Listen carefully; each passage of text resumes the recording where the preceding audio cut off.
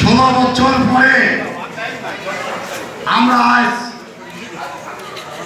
ইফতারি মাহফিলে একত্রিত হয়েছি।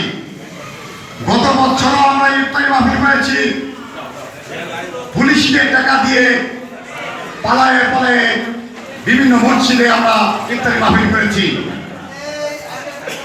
আজকে আমাদের সেই স্বাধীনতা অর্জিত হয়েছে 5 আগস্টে। আমাদের বিএনপি দালাল ছেলেরা, আমাদের যুবক ছেলেরা যেভাবে রাস্তায় জীবন দিয়েছে, সেই সফলতা অর্জন হয়েছে। আজকে আমরা সেই ফসল, আজকে আমরা 5 আগস্টে সেই ফসল আমরা ফলিত হয়েছি, আজকে ইফতারি মাহফিল আয়োজন করতে পেরেছি।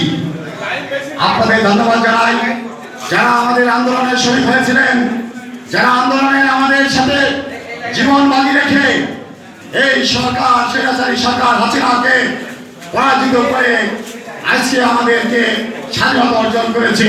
এটাই আমাদের সঙ্গে সফলতা।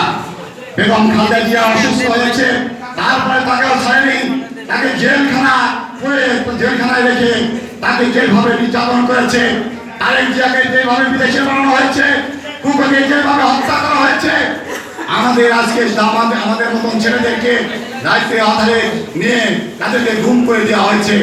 তারপরেও আমরা ইনশাআল্লাহ রাজপথে আছি। আগামী দিনেও আমাদেরকে আন্দোলন করতে হবে। বিভিন্ন চক্রান্ত শুরু হয়েছে বাংলাদেশের উপরে, বিভিন্ন চক্রান্ত এখন পর্যন্ত চলমান আছে। আমরা ইনশাআল্লাহ আগামী দিনে সবাই ঐক্যবদ্ধভাবে, সবাই একসাথে হয়ে আমরা ওই স্বৈরাচারের পতন ঘটাবো।